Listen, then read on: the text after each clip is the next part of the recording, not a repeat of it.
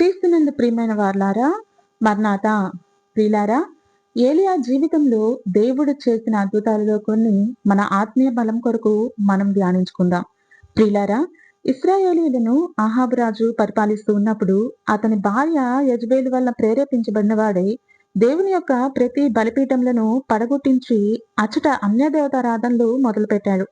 అంతటితో ఆగక యెహోవా దేవుని యొక్క ప్రవక్తలను కూడా చంపించేశాడు. ఇశ్రాయేలీయులందరూ కూడా గర్వంతో నిండిన వారై యెహోవా దేవుణ్ణి విసర్జించి అన్యదేవతారాధన వైపు తిరిగిపోయారు. అప్పుడు పరలోకం కూడా నిశ్శబ్దమైపోయింది.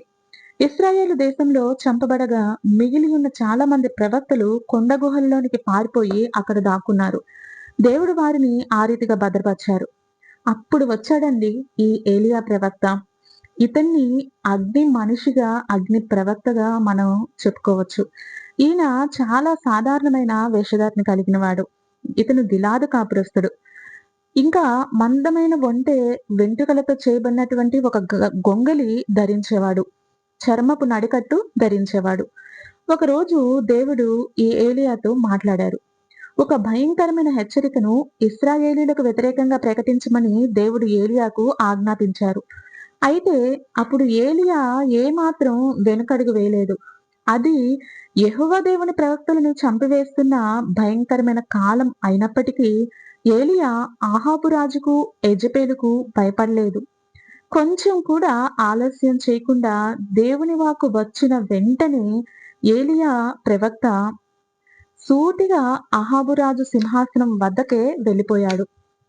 అంతేకాదు కాని తన చేతి వ్రేలిని సూటిగా అహాబు వైపుకు చూపిస్తూ ఎంత మాత్రం జడియకుండా దేవుడు ప్రకటించమన్నది ఈ రీతిగా ప్రకటించాడు. ఎవని సన్నిధిని నేను నిలువబడి ఉన్నానో ఇశ్రాయేలు దేవుడైన ఆ యెహోవా దేవుని జీవంతోడు నా మాట ప్రకారం కాక ఈ సంవత్సరంలో మంచైనను వర్షమైనను పడదని ప్రకటించును. మొదటి రాజులు 17వ అధ్యాయం 1వ వచనం. ఇక్కడ ఏలియా ఈ దేవుని మాటలను ప్రకటిస్తుండగా అతని స్వరము ఎండిన లోయలో ఒక ఉరుము శబ్దం వలె ఉన్నది. ఒక్క మాట ఎక్కువైనను ఒక మాట తక్కువైనను మాట్లాడకుండా వెంటనే దేవుడు చెప్పమన్న మాట చెప్పేసి వెంటనే వెనక్కి తిరిగి అక్కడి నుంచి వెళ్ళిపోయాడు. ఏలియా ధైర్యంకు, అతని ఉరిమి వంటి శబ్దంకు, స్వరంకు అహాబుకు మతేమి అప్పుడు పనిచేసి ఉండదు. అతడు ఏమీ అర్థం కాని పరిస్థితుల్లో అయోమయంతో నిశ్చేష్టుడై ఉండి ఉంటాడు కదా. అందుకే ఏలియా అక్కడి నుండి వచ్చే వరకు ఎలాంటి హాని ఎవ్వరూ కూడా ఏలియాకు చేయలేదు. ఇంకా ఇశ్రాయేలు దేశంలో కరువు మొదలైంది. మొదట్లో ఏముందిలే అనుకుని ఇశ్రాయేలులు, అహాబు, యెజెబెలు చాలా నిర్లక్ష్యంగా ఉన్నారు. కానీ క్రమంగా ఆ దేశంలో ఉన్న నీటి పాయలు కూడా ఎండిపోతూ వచ్చాయి. పచ్చని గడ్డి మొత్తం ఎండిపోయింది. పశువులు చనిపోతూ వచ్చాయి. వీధులలో వ్యాపారం లేదు, ఆహారం లేదు, మరణాలు పెరిగిపోయాయి. అయినా సరే ఆకాశము ఇత్తడి వలె కఠినమైపోయింది. నీ తలపైని ఆకాశం ఇత్తడి వలె ఉండును, నీ క్రింద ఉన్న నేల ఇనుము వలె ఉండును. ద్వితీయోపదేశకాండం 28:23 అక్షరాల ఈ దేవుడి యొక్క వచనము ఇచ్చిన వాగ్దానము అక్కడ పనిచేసింది. ఆకాశం వర్షం కురిపించటానికి నిరాకరించింది. ఇదంతా చూసిన ప్రజలు కాని, అహాబు కాని, యెజెబెలు కాని యెహోవా దేవునికి భయం నుండి ఆయన వైపు తిరగటానికి ప్రతిగా ఆ వాక్కును తీసుకువచ్చిన ఏలియా మీద కోపంతో మండిపడిపోయారు. ఏలియా ఎక్కడ కనిపిస్తే అక్కడే అతన్ని చంపేయాలని యెజెబెలు రాజ్యం మొత్తం చాటించింది. కానీ అప్పటికే ఏలియా ఆ దేశం నుండి తూర్పు వైపుకు పోయి యోర్దానునకు ఎదురుగా ఉన్న కేరీతు వాగు దగ్గర దాగి ఉండాలని యెహోవా దేవుని చేత ఆజ్ఞాపించబడిన వాడై ఇశ్రాయేలు నుంచి వెళ్ళిపోయాడు. అక్కడ కెరీతు వాగు వద్ద నీళ్లు త్రాగుతూ కాకుల చేత నేను నీకు పంపే ఆహారంతో జీవించమని దేవుడు చెప్పారు. ఏలియా దేవుని మాటకు మరొక్కసారి విధేయుడయ్యాడు. ప్రతిరోజు ఉదయం అవ్వగానే ముందు ఏలియా ఉన్న ప్రదేశంలో మొత్తం ఒక చిక్కని నల్లటి నీడ పరుచుకున్నట్లుగా కాకుల చేత నిండిపోయేది. ఒక కాకి రొట్టెను తెస్తే ఇంకో కాకి మాంసమును తెచ్చేది. ఇంకో కాకి ఇంకో ఆహారంను, అలా ఒకదాని తర్వాత ఒకటి వాటి ముక్కులతో ఏలియా ఆకలి తీరేంతగా ఆహారం తెచ్చి ఇచ్చేవి. రోజు ఉదయం సాయంత్రం ప్రతిరోజు అదే సమయానికి ఒకే సమయానికి ఏలియాకి సరిపడా ఆహారంను ఆ కాకులు తెచ్చి ఇచ్చేవి. ఏలియా చక్కగా ఆ చల్లటి వాగు వద్ద ఒక రాయి మీద కూర్చుని ఆ కాకులు తెచ్చిచ్చే ఆ రొట్టెలను, మాంసమును, తన ఆహారమును ఒక విందులాగా చేసేవాడు. హాయిగా నిద్రపోయేవాడు. అతడు ఎప్పుడు కూడా ఈ పక్షులు ఎక్కడి నుంచి ఈ ఆహారాన్ని తెచ్చిస్తున్నాయి అని ప్రశ్నించలేదు. ఇంకా రేపు ఎలాగా పోషించబడతానో, రేపు అనే రేపటి గూర్చి చింత లేదు. హ్యాపీగా నిద్రపోయేవాడు ఏలియా. దేవుడు వాగ్దానం చేశాడు. ఆయనే దాన్ని నిలుపుకుంటాడు అని నిబ్బరంగా ఉన్నాడు. ఆ దేశం మొత్తం భూమి ఎండిపోయింది. వాగులు, బావులు ఎండిపోయాయి. కానీ ఏలియాకు మాత్రం ఏ కొదువ లేదు.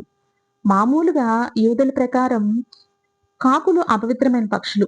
అవి చనిపోయిన వాటిని, అపవిత్రమైన వాటిని తింటూ వాటి జీవనం సాగిస్తాయి. వాటికి దయ ఉండదు. దానం చేసే గుణం ఉండదు. వేరొక వాటి వద్ద దోచుకుని, లాక్కుని తింటూ జీవిస్తూ ఉంటాయి. అయితే దేవుడు తన గొప్ప ప్రవక్తను పోషించడానికి పావురాలను గాని, దేవదూతలను గాని ఎందుకు వాడుకోలేదు? ఈ అపవిత్రమైన పక్షులు దేవుని సేవకులవుతాయని జనులు ఎన్నడూ ఊహించి ఉండరు కదా! ప్రియులారా, జనులు అపవిత్రమని ఎంచేది దేవునికి పవిత్రం అవ్వచ్చు. అదే రీతిగా జనులు పవిత్రమని ఎంచేది దేవునికి అపవిత్రం అవ్వచ్చు. కనుకనే ప్రియులారా, మనం ఎవ్వరిని కూడా ఎంచే వారిమిగా ఉండకూడదు సుమా. దేవుని ప్రణాళికలు ప్రతి ఒక్క మనిషి పట్ల చాలా ఉన్నతమైనవిగా ఉంటాయి. ఆయన మనుషులలాగా పై రూపాన్ని, పైకి కనిపించే ప్రవర్తనను ఎంచి చూచే దేవుడు కాదు. హృదయాంతరంగాలను ఎంచే దేవుడై ఉన్నాడని మనం జ్ఞాపకం ఉంచుకోవాలి. ఇంకా కథలోనికి వెళ్తే, ఒకరోజు ఉదయం ఏలియా ప్రార్థించుటకు లేచినప్పుడు ఆ వాగులోని నీరు తగ్గిపోవటాన్ని గమనించాడు. అలా రోజు రోజు ఆ నీరు తగ్గిపోతూ చివరికి ఆఖరి నీటి చుక్క కూడా ఎండకు ఆవిరైపోయింది. అప్పుడు ఏలియా ఎంత మాత్రం అవిశ్వాస పడలేదు. కానీ దేవుని మాట కోసం ఎంతో ఓపిగ్గా కనిపెట్టుకుంటూ ప్రార్థిస్తూ వచ్చాడు. అప్పుడు దేవుని వాక్కు ఒకరోజు ఏలియాకు ప్రత్యక్షమైంది. అంతటా యెహోవా దేవుని వాక్కు అతనికి ప్రత్యక్షమై ఈలాగు సెలవిచ్చెను. నీవు సీదోను పట్టణ సంబంధమైన సారెపతు అను ఊరికి పోయి అచ్చట ఉండుము. నిన్ను పోషించుటకు అచ్చట ఉన్న ఒక విధవరాలికి నేను సెలవిచ్చితిని. 1 రాజులు 17:8. మరొక్క మారు ఏలియా దేవునికి విధేయుడయ్యాడు. అతన్ని చంపటానికి ఆహాబు, యెజెబెలు అతని మనుష్యులు వెదుకుతున్నప్పటికీ కూడా దేవునికి విధేయుడై విశ్వాసంతో ఆ కెరీతు వాగు వద్ద నుండి సీదోను పట్టణంలో ఉన్న సారెపత్కు బయలుదేరాడు. అసలు ఏలియాను చంపాలి అని ఆజ్ఞ జారీ చేసినటువంటి ఆ యెజెబెలు ఈ సీదోను పట్టణస్థురాలే. ప్రియులారా, దేవుని ఆలోచనలు ఎంత గంభీరమో కదా! దేవుడు ఏలియాని చంపాలని ఆజ్ఞ జారీ చేసినటువంటి ఆ యెజెబెలు యొక్క పట్టణంకి, అంటే శత్రు రాజ్యంకి మరలా ఏలియాని తీసుకుని వెళ్తున్నాడు. ఆ శత్రు రాజ్యంలో ఏలియా పోషించబడాలని దేవుడు నిశ్చయించారు. దేవునిపై ఉన్న భయంకరమైన విశ్వాసము ఇక్కడ ఏలియా కనిపిస్తున్నారు. ఏలియా తెగింపు, దేవునిపై ఉన్న భయంకరమైన విశ్వాసము మనకు కనిపిస్తుంది. సారెపతుకు సమీపించగానే ఆ ఊరి గవిన వద్ద ఒక బీద విధవరాలు ఆ భయంకరమైన ఎండలో పుల్లలేరుకుంటూ కనిపించింది. నిన్ను పోషించుటకు నేను నియమించిన స్త్రీ ఈవిడే అన్న దేవుని స్వరంను ఏలియా విన్నాడు. అప్పటికే భయంకరమైన ఎండవేడిమికి అనేక మైళ్ళ దూరం నడిచి ప్రయాణించిన ఏలియా తన శక్తినంతటినీ కోల్పోయి నీరసించిపోయాడు. శక్తిహీనునిగా ఉన్న ఏలియాను తేరి చూస్తున్న ఆమె వద్దకు ఏలియా వెళ్ళి, నాకు ఒక పాత్రతో త్రాగటానికి నీళ్లు ఇవ్వగలవా అని అడిగారు. అది విన్న ఆమె ఆశ్చర్యంగా, దిగ్భ్రాంతితో అతన్ని చూస్తూనే, మేమే కరువులో ఉన్నాము, నాకే నీళ్లు లేవు అనుకుంటానే నీళ్లు తేవటానికి మళ్ళింది. అప్పుడు అంతలోనే ఏలియా, నాకు బాగా ఆకలిగా ఉంది, తినటానికి ఒక రొట్టెను ఇవ్వగలవా అమ్మా అని అడిగారు. అప్పటికే కరువుతో అల్లాడిపోతున్న ఆ బీద విధవరాలికి ఏం చెప్పాలో అర్థం కాలేదు. ఏలియా అయితే అంత కరువులో కూడా దేవుని చేత చాలా చక్కగా ఆకలి బాధైనా, దప్పిక బాధైనా లేకుండా పోషించబడ్డాడు. కానీ ఆ బీద విధవరాలు అలా కాదు. ఆమె ఆకలి, దప్పిక బాధతో నీరసించిపోయి, ఇంకా కొంచెము ఈ దినానికి ఉన్నది అది తిని చనిపోదాము అన్న పరిస్థితిలో ఆమె ఉన్నారు. అంత మాత్రమే ఆమె మాత్రమే కాదు కానీ, ఆమె యొక్క ఒక్కగానొక్క చిన్న బిడ్డ కూడా అదే పరిస్థితిలో ఉంది. అయినా సరే ఆమె ఏలియాతో ఈ విధంగా పలికింది. "నా ఏలిన వాడా, నిజంగా నా వద్ద రొట్టె లేదు కానీ, ఒక పిడికెడు పిండి, కొంచెం నూనె మాత్రమే ఉంది. దీనితోనే ఒక రొట్టె చేసుకుంటకు కొన్ని పుల్లలు ఏరుకుంటున్నాను" అని అన్నది. ఇది విన్న ఏలియా గుండె బద్దలైపోయింది. ఆమెలో ఉన్న కొద్దిపాటి విశ్వాసంను ఏలియా గమనించాడు. అప్పుడు ఏలియా ఆమెతో ఇట్లా అన్నాడు. "నీవు భయపడొద్దు. నీవెళ్ళి నేను చెప్పినట్లు చెయ్యి. నీవు రొట్టెను చేసి అందులో కొంచెం మొదట నా వద్దకి తీసుకుని రమ్ము. తరువాత నీకును నీ బిడ్డకును చేసుకొనుము. అప్పుడు ఇశ్రాయేలు దేవుడు నిన్ను దీవించి ఈ భూమి మీద వర్షం కురిపించే వరకు ఆ నీ తొట్టిలో ఉన్న పిండి తక్కువ కాకుండా బుడ్డెలో నూనె అయిపోకుండా చేయదని చెప్పెను." ఆ రీతిగానే ఆ విధవరాలు చేసింది. అలాగే ఆమె తొట్టిలో పిండి అయిపోలేదు, బుడ్డిలో నూనె ఎండిపోలేదు. అలా ప్రతిరోజు ఆమె చేసిన వంటలు మొదటిది ఏలియాకు పెడుతూ వచ్చింది. అలా వారు సంతోషంగా ఉన్న సమయంలో ఒకరోజు అనుకోకుండా ఆ బీద విధవరాలి కుమారుడు జబ్బున పడతాడు. ఆ జబ్బు ఉండంగా ఉండంగా ఎక్కువై అకస్మాత్తుగా ఆ బిడ్డ చనిపోతాడు. అప్పుడు ఆమె ఎలియా వద్దకు వెళ్లి, "దైవజనుడా, నా వద్దకు నీవెందుకు వచ్చావు? నా పాపాన్ని నాకు జ్ఞాపకం చేసి నా కుమారుణ్ణి చంపటానికి వచ్చావా?" అని ఏడుస్తూ రోదించింది.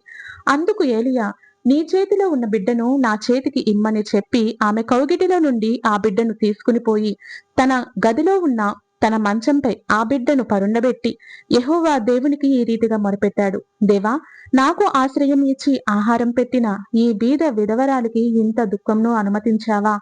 దయచేసి ఈ బిడ్డను బ్రతికించు, నా మొర ఆలకించి ఈ చిన్నవాని ప్రాణమును మరలా ఇతనిలోనికి పంపు" అని ప్రార్థించాడు. దేవుడు ఆ మొర విన్నారు. ఆ చిన్నవాణ్ణి బ్రతికించారు. అప్పుడు ఏలియా ఆ చిన్నవాణ్ణి అతని తల్లికి అప్పగించాడు. అప్పుడు ఆమె, "నీవు నిజమైన దైవ సేవకుడని, నిజమైన దేవుని ప్రవక్త అని నాకు తెలుసు. నీ నోట నుండి వచ్చిన ఏ వాక్కును దేవుడు తీసివేయడని కూడా తెలుసు" అని పలికెను. అయితే ఇశ్రాయేలు దేశమంతటా కరువు అధికమవుతూ వచ్చింది. ఏలియాను చంపుట కొరకు ఆహాబు, యెజెబెలు వెదకని దేశం లేదు. వర్షం కురిపించుట కొరకు అన్య ప్రవక్తలు చేయని ప్రయత్నాలు లేవు. వారు లెక్కలేనటువంటి వ్యర్థమైన బలులను కూడా వారి అన్యదేవతలకు అర్పిస్తా వచ్చారు. అటువంటి సమయంలో దేవుని వాక్కు ఏలియాకు మరలా ప్రత్యక్షమైంది. "నీవు వెళ్ళి అహాబుతో నేను సెలవిచ్చింది చెప్పు" అని దేవుడు మాట్లాడారు. "నేను భూమి మీద వర్షం కురిపింపబోచున్నాను" అని అహాబుతో చెప్పమన్నారు. అప్పుడు ఏలియా సారేపతు నుంచి ఇశ్రాయేలుకు తిరుగు ప్రయాణం చేశాడు. ఇంకా ఏలియా దాక్కుని ఉండే సమయం ఇంతటితో ముగిసింది. ఆహాబుని ఎదుర్కొనే సమయం వచ్చింది. ప్రియులారా, ఏలియా మరియు కాకోలంల కథ కేవలం ఏదో ఒక జీవనోపాధికి సంబంధించింది కాదు కానీ, ఇది పరలోకం నుండి దేవుడు పంపే సదుపాయాలను మనకు తెలిపే ఒక జీవంతో కూడిన నిజమైన చరిత్ర. ఏలియా చుట్టూ ఎన్ని ఆవరించాయంటే రాజు సహితం చంపాలని వెతికాడు. ఇంకొక వైపు ఆకాశం మూసివేయబడింది. మరొక వైపు నది ఎండిపోయింది. అంతేకాక ఎంతో చులకనైన అపవిత్ర పక్షులతో ఆహారం పంపబడింది. ఇంకా శత్రు దేశమైన సారేపతుకు అందులో ఒక బీద విధవరాలి వద్దకు పోషణ కొరకు పంపబడ్డాడు. అది కాక ఆ ఇంటిలో ఏలియా ఉండగానే మరణం సంభవించింది. కాని ప్రియులారా, దేవుడు పరిస్థితులు అన్నిటినీ త్రిప్పికొట్టారు. అన్ని ప్రతికూలతలను అనుకూలపరిచారు. ఇదంతా కూడా ఏలియా చూపిన గొప్ప విధేయత మరియు విశ్వాసాల వలననే. ఏలియా యొక్క ప్రతి మలుపులో కూడా దేవుడు అతనికి తోడై ఉన్నాడు. దేవుడు నీకు కావలసిన నీ అవసరతలు తీర్చుటకు దేవదూతలను పంపుతారేమో అని నీవు అనుకుంటున్నావేమో. దేవదూతలను పంపితేనే అది దేవుడు మన అవసరతలను తీర్చుట అని అనుకుంటున్నారేమో. కానీ ఆయన కాకులను పంపి కూడా మన అవసరతలను గొప్పగా తీర్చగలరు. కాకులను పంపి కూడా నీ అవసరతలను గొప్పగా తీర్చగలరు. దేవదూతలే స్వయంగా వస్తేనే నీవు గొప్ప భక్తునివని అనుకోకు సుమా. కాకులు వచ్చినా సరే నీవు గొప్ప భక్తునివే. దేవునికి నీవంటే అమితమైన ప్రేమే అని గుర్తుంచుకో.